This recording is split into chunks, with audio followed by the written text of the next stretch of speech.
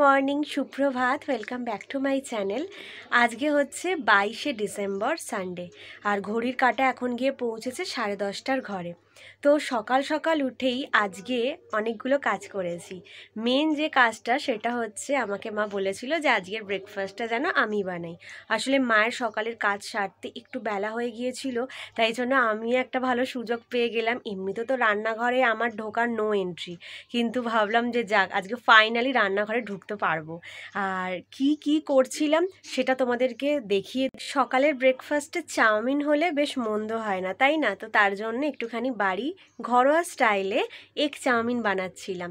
আজ একটু সবজি দিয়ে চাউমিন করব। সবসময় তো শুধু আলু দিয়েই করি, আজ আলু তার সাথে একটু গাজরও কেটে নিয়েছিলাম। আর এখানে শসা পিঁচও দেখছো কুচি কুচি করে কাটা। আর ডিমের ভুজিয়াও আগে বানিয়ে নিয়েছি। ক্যামেরা হাতে নিয়ে না ঠিক রান্না করা হয় না, ওই জন্য ক্যামেরা রেখেই অফ ক্যামেরাতে আমি পুরো চাউমিনটা বানিয়ে নিয়েছি। কেমন হয়েছে তোমরা বলো। তো বানানো হয়েও গেছে, আর দেখতেও দেখো একদম ডিলিশিয়াস হয়েছে। খেতে তো আমার খুব ভাল লেগেছে। একটু নুন কম হয়েছিল, কিন্তু পরে সেটা ম্যানেজেবল হয়ে গেছে। মা বাপি সবারই খুব ভালো লেগেছে, পেট ভর্তি। এবার যাচ্ছি আমি স্নান করতে, কারণ আজকে আমার আইবুড়ো ভাতের 7ম পর্ব, আমার মাসির বাড়ি। তো তার জন্য 12টা নাগাদ করে বেরোবো, যেতে হবে বালিতে। আমরা 3জনই যাব, কিন্তু আমি আর মা একটু আগে চলে যাব, বাপি একটু পরে যাবে, বাপির একটু কাজ আছে তার জন্য। আর আজকে ওখানে মামা মামিও যাবে, তো সবার সাথে আবার দেখা হবে। হ্যাঁ, তো খুব আনন্দ হচ্ছে। চলো তোমরা দেখতে থাকো ব্লগটা, বেশি কথা বাড়াচ্ছি না, ঝটপট আমি স্নানটা সেরে আসি। আর হ্যাঁ, একটা খবর দিতে তো ভুলেই গিয়েছি, যেহেতু আমি ডেলি এখন ব্লগ বানাই না, তাই তোমাদের সাথে সেটা শেয়ারও করা হয়নি। আমি রিসেন্ট এই 4-5 দিন হয়েছে কন্ট্যাক্ট লেন্স নিয়েছি। হ্যাঁ, কারণ তোমরা জানো যে আমার চোখে যেহেতু পাওয়ার রয়েছে, আর বিয়ের সময় আমি বিনা চশমাতে আমার ভীষণই প্রবলেম হবে, ভীষণ হেজি দেখি আমি দূরেরগুলো। তো তার জন্য আমাকে এটা নিতেই হতো। 1 মাস আগেই নিয়ে নিলাম, কারণ যেহেতু এখন থেকে প্র্যাকটিস না করলে আমি সেই মুহূর্তে হয়তো হতে পারে চোখে ইচিং হচ্ছে বা জল পড়ছে, এই জন্য ডক্টর আমাকে সাজেস্ট করেছে যে কয়েকদিন আগে থেকেই নিতে। তো জাস্ট আমি আগের উইকেই নিয়েছি। আজকে লেন্স পরেই যাব, চশমা পরবো না। তো যখন পরবো তখন তোমাদের সাথে সেটাও শেয়ার করব।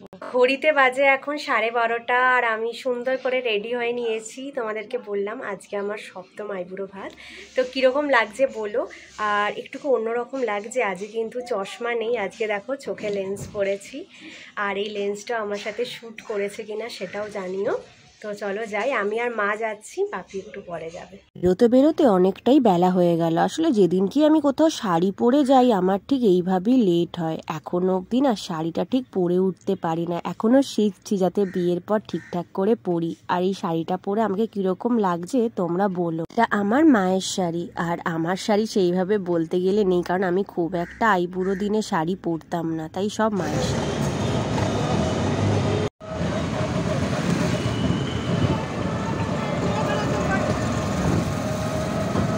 নেমে গেছি টোটো থেকে। মাসির বাড়ির গলির মুখে একটা মিষ্টির দোকান ছিল, তাই ওখান থেকে একটু মিষ্টিও কিনে নিলাম। চলো এবার যাওয়া যাক। টোটো থেকে এই জাস্ট নামলাম, এসে গেছি মাসির বাড়ি। মায়ের মনটা দেখো কত খুশি, বোনের বাড়ি এসছে বলে। চলো যাই এবার। জাস্ট এলাম মাসির বাড়ি, আর পেছনে সব রান্না বান্না জোগাড় হচ্ছে। চলো তোমাদেরকে একবার দেখা। সেদিনকে পুরো বন্ধ করে দিল আমার।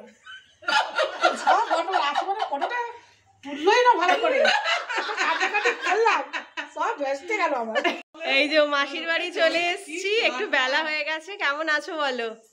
ভালো আছো? ভালো আছি। সকাল থেকে উঠে আমার জন্য আয়োজন করেছে। ভালো থাক, সুখে থাক, আনন্দে থাক, আশীর্বাদ করি। হ্যাঁ, তুমিও ভালো থেকো। আচ্ছা তোমরা বলো তো, লেন্স পরে আমার চোখের কালারটা ঠিক কিরকম লাগছে, নাকি নর্মালটাতেই বেশ আমাকে ভালো লাগতো? আমার তো বেশ ভালোই লাগছে। আর আমার মামি মাসি সবাই বললো আমার চোখের সাথে নাকি লেন্সের কালারটা খুব সুন্দর করে গেছে। তারপরই দেখি যে ওখানে মামি আর মাসি অলরেডি ফুলের কুচি করে রেখে দিয়েছে, এরকম রঙ্গোলি করে সাজাবে। আমার মামির খুব শখ ছিল যে এইভাবে করবে। আর মাসির ছেলেরাও সেই মুহূর্তে বাড়িতে ছিল না, মাসির ছেলেরাও বলে গিয়েছিল যেন বোনকে এইভাবে সাজিয়ে দেওয়া হয়।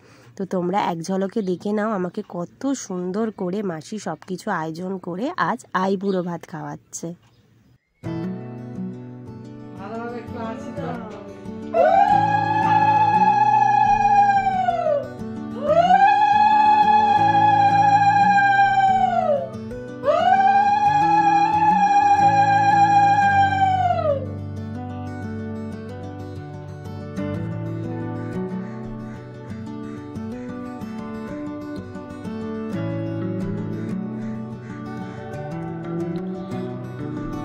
প্রদীপের তাপ দাও, বৌদির কাছে শেখো। পাতে পড়ে গেল, 7টা বাজিয়ে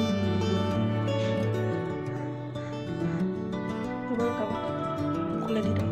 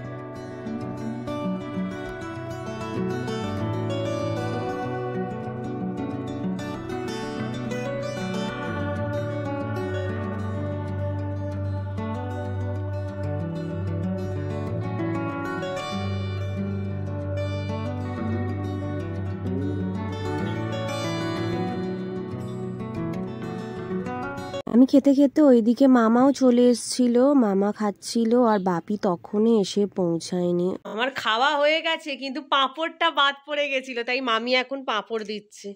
এই যে মাসি এত সুন্দর সব রান্না করেছে, খুব ভালো লাগলো আমার খেয়ে।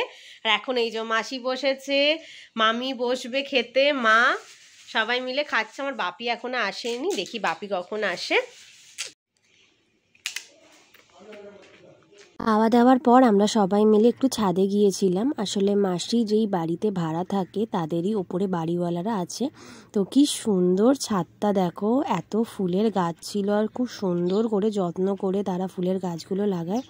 গাঁদা ফুল থেকে শুরু করে হরেক রকম ফুল। জেঠিমা আমাকে একটা গাছ থেকে ফুল পেড়ে দিল, আমাকে বলল তুমি এটা মাথায় লাগাও। তো আমার একার দ্বারা সেটা সম্ভব হচ্ছিল না, তারপরে মামি এসে আমার মাথায় সুন্দর করে ফুলটা লাগিয়ে দিল। মাথায় ফুল লাগিয়েছি, কেমন লাগছে বলো। এই যে পেছনে জেঠিমা দিল ছাদ থেকে ফুল বার করে। ছাদে ঘুরতে এসেছি আমরা তিনজনে, আমি মামি আর মা।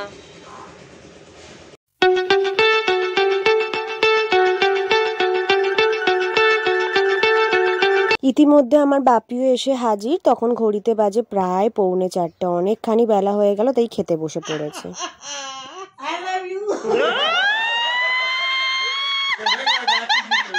এইভাবেই আনন্দ করে আমাদের একটা দিন কেটে গেল। আর মামা মামিও যেন এরকমই ভালো থাকে।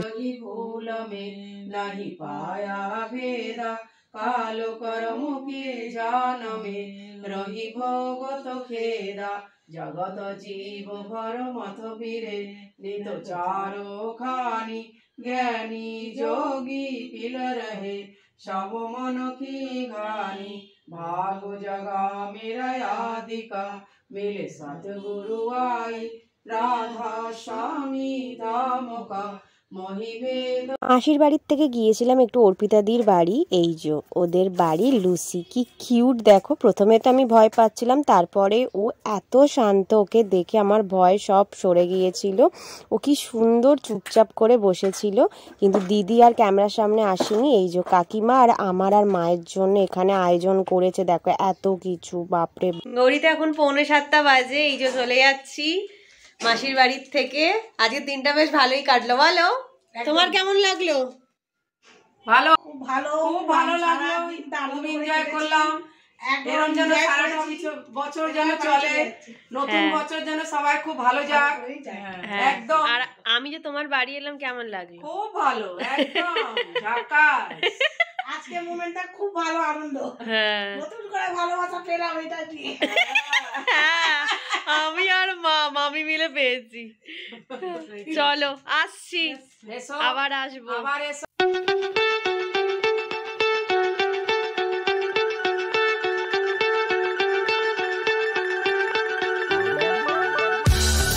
ঘড়িতে বাজে এখন 7:45, এই জাস্ট বাড়ি এলাম। একটু দোকান যাওয়ার কথা ছিল কিন্তু শরীর আর একদম বইছে না, সারা দিনটা বাইরে কেটেছে তো, দুপুরে একটু রেস্টও নেওয়া হয়নি।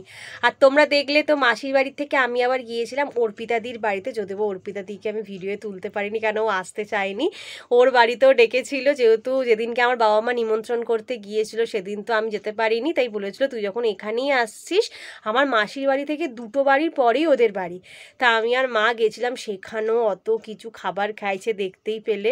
তো একদম ফুল টাইট, রাতে কিচ্ছু খাবো না, মানে পেট ভর্তি, পুরো গলা অবধি ভর্তি আমার আর মায়ের।